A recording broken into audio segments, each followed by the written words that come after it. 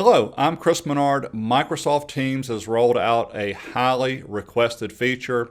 When you're in a Teams meeting and you want to show a PowerPoint, you've been able to do that for a while, but now Presenter View works. Presenter View has your speaker notes in it. So let's take a look at Presenter View. I'm going to discuss features that do work, meaning they work in Teams and they also work in PowerPoint. But there's a few things in PowerPoint that did not come over to Teams, but they're very minor, but I still want to discuss them.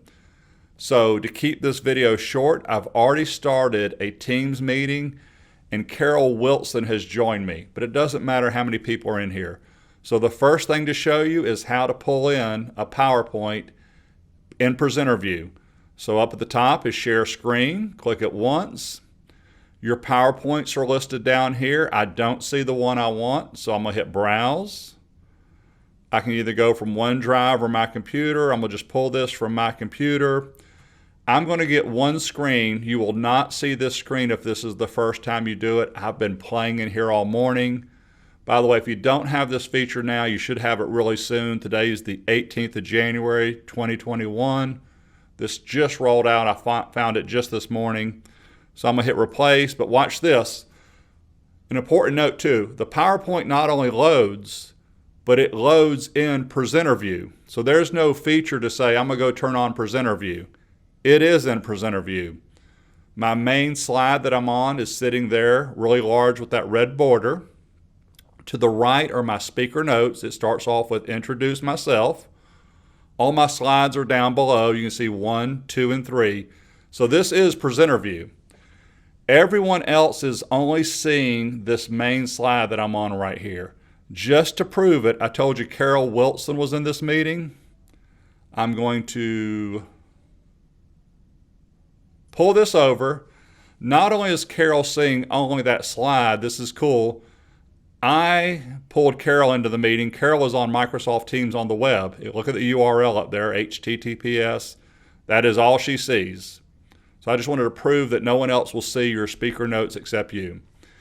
Other features that work, I'm in Business and Industry Conference. Right above it is Microsoft Teams. You don't see it because I did animation. If I click, it is also working on Teams on the web.